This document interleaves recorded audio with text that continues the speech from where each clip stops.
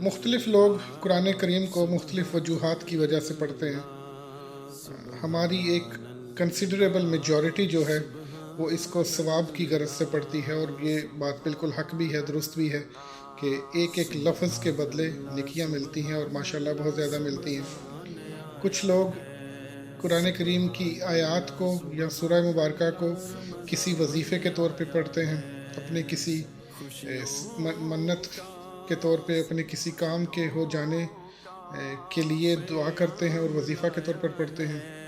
کچھ لوگ of course قرآن کریم میں سے قرآنی دعائیں ہیں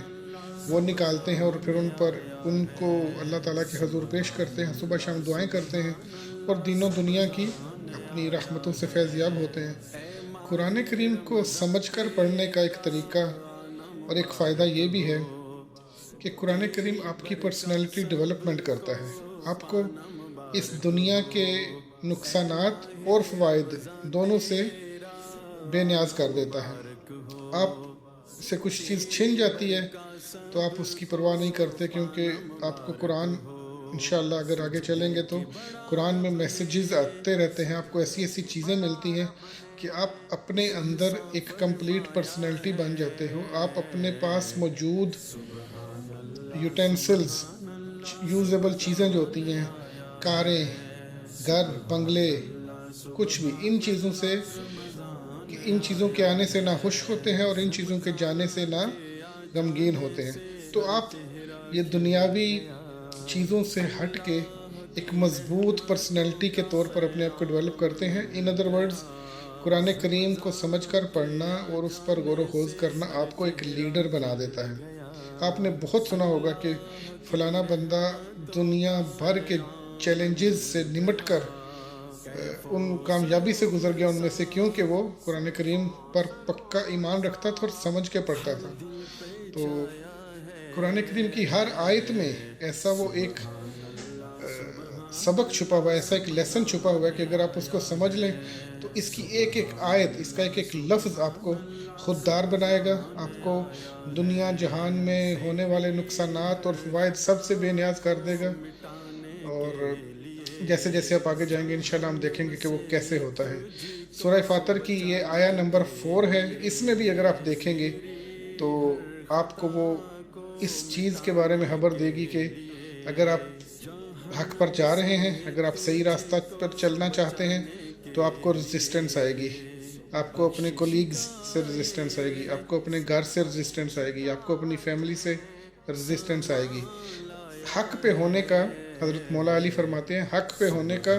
سب سے بڑا لٹمس ٹیسٹ ہے یہی کہ تمہارے جو ہے نا اپوز کیا جائے گا، تمہاری مزاحمت کی جائے گی، تمہیں ریزسٹنس کا سامنا کرنا پڑے گا۔ اور پھر اب مولا علی نے تو اس حد تک فرما دیا کہ اگر تم دیکھو کہ تم بڑے سموتھلی چلے جا رہے ہو اور تمہاری اپوزیشن کوئی نہیں ہو رہی، تمہیں کوئی مخالفت نہیں مل رہی، تمہاری ریزسٹنس نہیں ہو رہی، تو سمجھو کہ تم حق سے ہٹ چکے ہو۔ اسی سورہ مبارکہ کی اسی وجہ سے اس آیت کو اگر پڑھتے ہیں، بعد ان اعوذ باللہ من الشیطان الرجیم بسم اللہ الرحمن الرحیم وَإِن يُكَذِّبُوكَ فَقَدْ كُذِّبَتْ رُسُلٌ مِّن قَبْلِكَ، اور اگر آپ کو جھٹلایا جا رہا ہے یا اگر آپ کو جھٹلایا جائے گا تو جان لیجئے کہ آپ سے پہلے رسولوں کو بھی جھٹلایا گیا۔ اب یہ بات تو پتھر پہ لکیر ہے کہ آپ صلی اللہ علیہ وآلہ وسلم کے بعد کوئی نبی نہیں، لا نبی بعدی، آپ کی فیمس حدیث ہے کہ میرے بعد کوئی نبی نہیں، آپ اللہ کے آخری نبی، آخری رسول، آخری پیغمبر ہیں، آپ کے بعد کسی بھی نبی کو ماننے والا اس دائرہ اسلام سے خارج ہے۔ لیکن انالوجی ڈرا کرنے میں، آپ صلی اللہ علیہ وآلہ وسلم کی حیات طیبہ سے سیکھنے میں کوئی حرج نہیں ہے، کیونکہ آپ اللہ تعالیٰ خود فرماتا ہے کہ آپ صلی اللہ علیہ وسلم کی زندگی میں ہمارے لیے بہترین نمونہ ہے۔ تو اگر ہمیں جھٹلایا جا رہا ہے، اگر ہمیں روکا جا رہا ہے، اگر ہماری ریزسٹنس کی جا رہی ہے تو ہمیں اس بات، ہمارا ایمان اور پکا ہو جانا چاہیے کہ حق پر چلنے سے ریزسٹنس آتی ہے، اسی طرح ہی ریزسٹنس آتی ہے جیسے حق پر چلنے والے رسولوں کو ریزسٹنس آئی، دو بے شک ہمارا ان سے کوئی مقابلہ نہیں، نہ کسی بھی سینس میں، لیکن یہ ایک اصول ہے، جو بھی حق پر چلے گا اس کو رزسٹنس آئے گی، لیکن پھر اللہ تعالیٰ یہ بھی فرماتا ہے، آپ کو تسلی بھی دیتا ہے، تشفی بھی دیتا ہے، آپ کو کنسول بھی کرتا ہے، وَإِلَى اللَّهِ تُرْجَعُ الْأُمُورُ۔ ہوگا کہ ایٹ دی اینڈ کہ جو امور ہیں، جو کام ہیں، جو معاملات ہیں، وہ اللہ کی طرف لوٹا دیے جائیں گے، اور فائنل فیصلہ اللہ کی طرف سے آئے گا، وہ انشاءاللہ حق کے ساتھ رہنے والوں کے حق میں آتا ہے۔ تو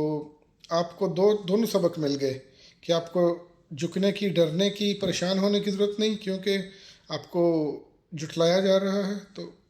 آپ سے زیادہ معتبر، آپ سے زیادہ مقدس، آپ سے زیادہ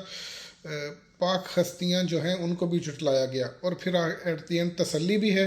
کہ وَإِلَى اللَّهِ تُرْجَعُ الْأُمُورُ، اور پھر جو سارے معاملات کا فیصلہ ہے ایٹ دی اینڈ کرنا تو اللہ تعالیٰ نہیں ہے، آپ نے اپنی کوشش کرنی ہے، آپ نے حق پر چلتے ہوئے ریزسٹنس آنے کے باوجود گھبرانا نہیں ہے۔ بہت شکریہ، تھینک یو ویری مچ۔